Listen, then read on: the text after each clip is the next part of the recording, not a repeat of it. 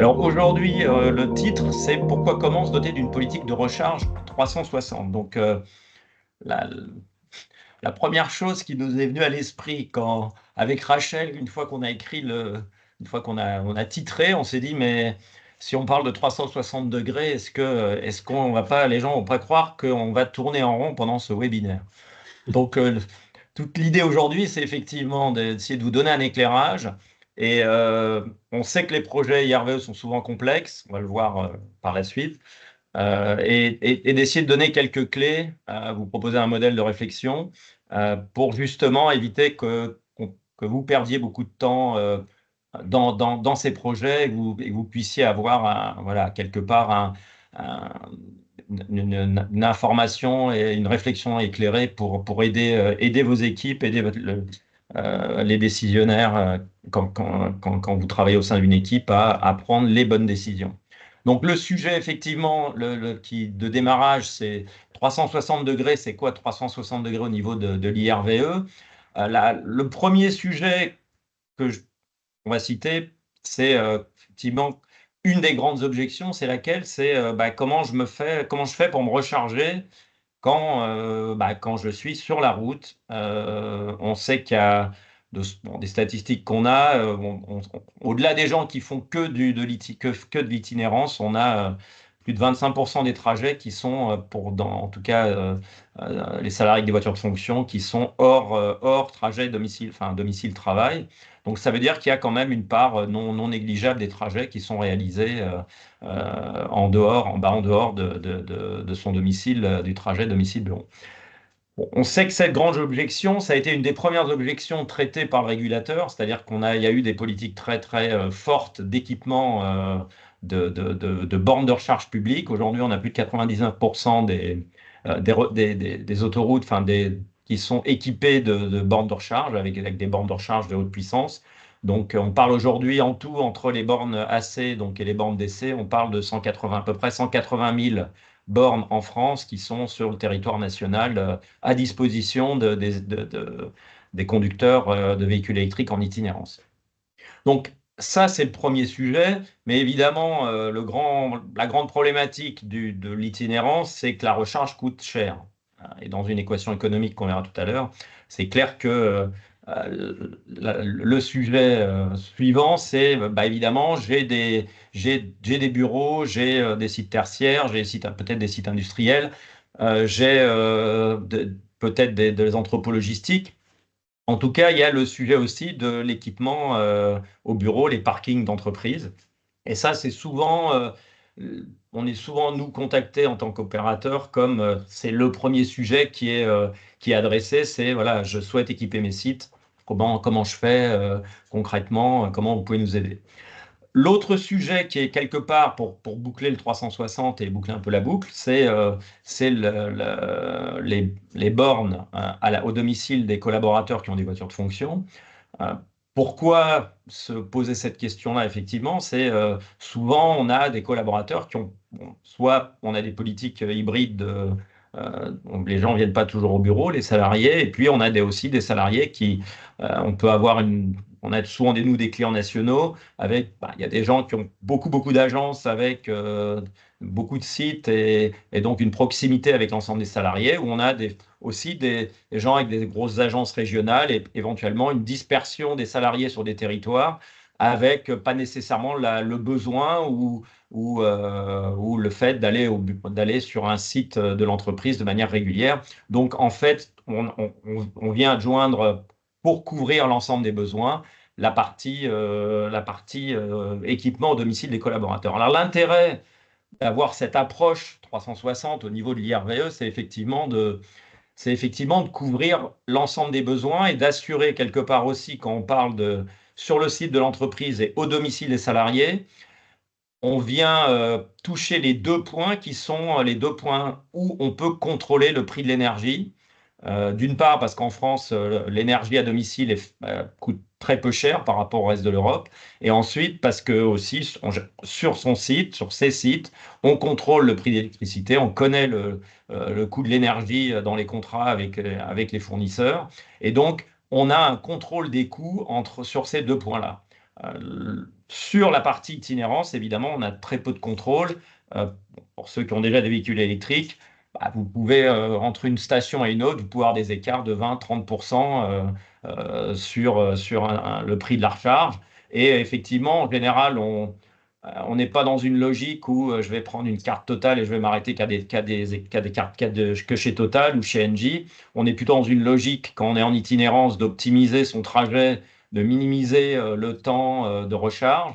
Et donc, c'est plutôt un enjeu de localisation et on a donc peu de contrôle. Si on veut optimiser ses déplacements professionnels, on a peu de contrôle sur le prix. Donc, plus on équipe et on assure quelque part un équipement au bureau, dans les parkings et au domicile des salariés, et moins on a besoin d'avoir recours à l'itinérance, qui est un coût supplémentaire pour l'employeur. Donc, pour répondre à ces enjeux, là, on peut se dire, voilà, je vais réfléchir à ces trois sujets. Bon. Il y a la question de où j'équipe, combien d'équipements je vais doter mes sites et qui je vais équiper, et puis évidemment à quel coût. Ce qu'on voit effectivement pour nous, pour répondre à ces enjeux, la réponse, elle est pas nécessairement sur la partie RVE, elle est justement sur le fait d'avoir accès à une réflexion qui élargit quelque part le cercle sur une stratégie de migration 360 qui va au-delà de la partie RVE pure. Et donc, l'idée, c'est d'élargir cette réflexion et de toucher l'ensemble des facteurs qui vont contribuer à la bonne décision par rapport à la réponse sur la partie RVE et sur ces questions de dimensionnement, de qui j'équipe, combien ça va me coûter et effectivement à quel endroit j'installe les bancs qui vont être nécessaires à la recharge de ma flotte et de ma flotte d'entreprise. Alors, le premier point qui est pour nous critique, c'est il n'y a pas de borne. Évidemment, il n'y a pas de borne sans nécessité de recharge, mais il n'y a pas de nécessité de recharge sans véhicule. S'il n'y a pas de véhicule électrique, ce n'est pas la peine de mettre des bornes. Donc il y a quand même un des premiers, pour nous, drivers de réflexion, c'est quelque part la stratégie de bascule vers l'électrification. Au niveau des chiffres qu'on a aujourd'hui, malgré une baisse globale du marché, on est à moins 7% à peu près sur les immatriculations à fin août sur le marché global. On a quand même aujourd'hui, sur la partie flotte, on est à plus de 20% de véhicules électriques. C'est-à-dire qu'on a franchi la barrière des 20%. De véhicules qui sont électrifiés, que les entreprises choisissent dans leur bascule de flotte. Donc, effectivement, il y a l'enjeu des flottes VP et des flottes VU. Il y a l'enjeu des véhicules personnels, parce qu'effectivement, mettre des bornes, on peut charger les bornes des salariés qui ont des véhicules de fonction, mais on peut aussi, évidemment, assurer un service pour ces salariés qui utilisent leur véhicule dans le cadre de leur trajet domicile-travail, voire dans le cadre de trajets professionnels, puisqu'on sait que les taux d'équipement en France en voitures de fonction et de service est plutôt faible par rapport à d'autres pays européens, puisque nous, on est beaucoup présents en Belgique, et on a des taux d'équipement en voitures de fonction qui sont beaucoup plus élevés en Belgique qu'en France, par exemple. Donc ça veut dire qu'une grosse partie du parc de véhicules de salariés aujourd'hui, c'est en grande partie des véhicules personnels. Et dans sa réflexion sur la stratégie RVE et dans la réflexion sur les drivers, il faut se poser aussi les questions de qu'est-ce qui va se passer, qu'est-ce que je peux fournir par rapport aux véhicules personnels de mes salariés. Alors, souvent, cette stratégie, elle est impulsée par rapport à des choix d'entreprise, des choix de direction sur à quelle vitesse je vais migrer. Alors, là-dessus, le législateur a aussi voulu assurer quelque part qu'il y ait un minimum de bascule pour que les investissements de l'ensemble des industriels dans la chaîne EV et la chaîne, tout ce qui est batterie, toute la chaîne industrielle qui permet de fabriquer des véhicules électriques, il faut évidemment, pour que tout ça tienne la route, il faut qu'il y ait un certain nombre d'incentives. Bon, alors, est-ce qu'on parle d'incentives ou de contraintes? Ça, je vous laisse en juger. En tout cas, il y a eu des grosses réformes, hein, la loi LOM, une obligation d'équiper 5% de ses actifs. Donc c'est assez simple à calculer, hein. J'ai 6 000 places de parking. Si je prends 5% à peu près, une place équipée pour 20, ça me donne déjà des volumétries. C'est quelque part une sorte de plancher et ça permet d'aider à la réflexion. Il y a la notion de verdissement des flottes, hein. On l'a dit aujourd'hui, on est à plus de 20% sur les flottes. Il y a des obligations qui sont des obligations légales. Il y a une fiscalité qui est en train d'évoluer avec les certificats euh, qui vont aussi là-dessus avoir un impact. Et évidemment, les avantages en nature qui ont été énormément modifiés en début d'année et qui font que l'équation réglementaire continue d'accentuer, on va dire, l'intérêt économique de basculer sur l'électrique, au-delà de tous les autres intérêts potentiels, avec à l'origine peut-être la notion de décarboner le transport et donc de réduire son scope 3. Autre point, c'est pour nous qui est critique, c'est la partie usage. Là encore, des bornes, oui, mais des bornes pour un usage, c'est-à-dire des bornes pour l'entreprise. Son objectif, c'est effectivement un objet social. Décarboner, ça fait partie d'ambitions qu'on se fixe, mais voilà, si on investit dans un nouveau, quelque part, un changement de paradigme au niveau de la mobilité d'entreprise, c'est effectivement parce qu'il faut répondre à un certain nombre d'usages. Il y a des usages, on va dire, trajet domicile-travail qui est aujourd'hui reste très important dans la façon d'aller à son travail au quotidien.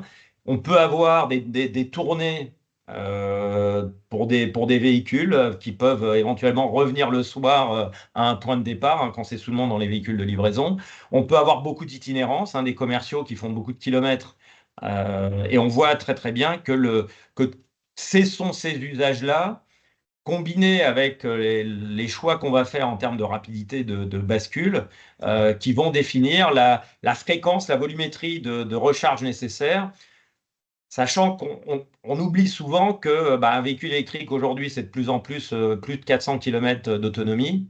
Bon, si on reste dans les limites de, de conduite en termes de vitesse maximale et de ne pas écraser le champignon à chaque démarrage, on est plutôt sur des logiques avec tous les nouveaux véhicules qui arrivent, des promesses d'autonomie ou des autonomies qui augmentent de manière drastique, qui permettent évidemment de ne pas oublier que quand on a un véhicule électrique, c'est très très rare qu'on recharge tous les jours, sauf justement dans des usages hyper spécifiques. Et c'est là l'intérêt de beaucoup travailler ces usages, ces besoins, de bien connaître quels sont les enjeux de déplacement associés à la mobilité avant de basculer à l'électromobilité, et de se poser même les questions de combien de bornes je vais mettre et où je vais les mettre et pour qui.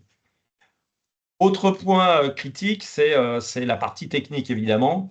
Euh, Si on veut quelque part dimensionner, il va falloir implanter. On a vu qu'on a des contraintes, on a des besoins par rapport à des véhicules et des usages. Il va falloir implanter sur un site. Et l'implantation peut avoir un impact important sur les distances de câblage, des contraintes de bâtiment. Est-ce qu'on est obligé d'être en sous-sol? Est-ce que c'est de l'extérieur? Est-ce qu'on va passer beaucoup dans du goudron? Est-ce que on est plutôt sur de la tranchée en pleine terre?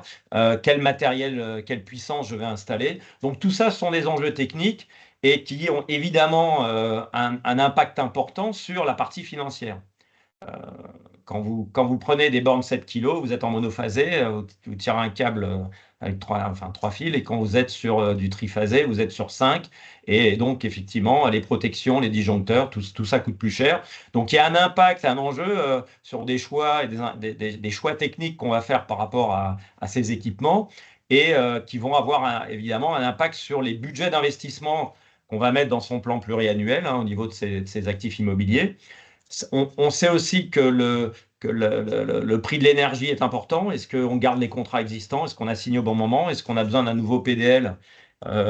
Est-ce que ça a un intérêt de changer de PDL, prendre un nouveau contrat pour bénéficier de tarifs particuliers ou pour minimiser la distance? Donc tout ça est important. L'équation financière pour s'assurer qu'on optimise bien cette partie-là est importante de garder en tête le reste des éléments 360. Et puis, il y a évidemment le modèle économique. Est-ce que je fais plutôt du CAPEX ou de l'OPEX? Est-ce que je fais un mix des deux? Comment j'articule effectivement mon besoin en usage et en service par rapport à mes capacités d'investissement et par rapport à ma planification court, moyen et long terme? sachant qu'on sait très bien que les besoins d'aujourd'hui, quand on réfléchit sur l'ensemble de ces dimensions 360, on est sur une équation évolutive. Donc tout ce qu'on dit aujourd'hui, bah, évidemment, dans 12 mois, et dans 18, dans 24, ça va changer. Peu de gens peuvent prédire l'avenir. On avait prédit du 20% d'équipement en électrique plutôt au milieu de l'année dernière. On a eu il y a eu peut-être un EV Winter, hein, comme on l'a appelé, avec l'arrêt en Allemagne des subventions. Bon, là, on a le marché qui est plutôt en train de repartir. On a beaucoup de nouveaux produits qui arrivent.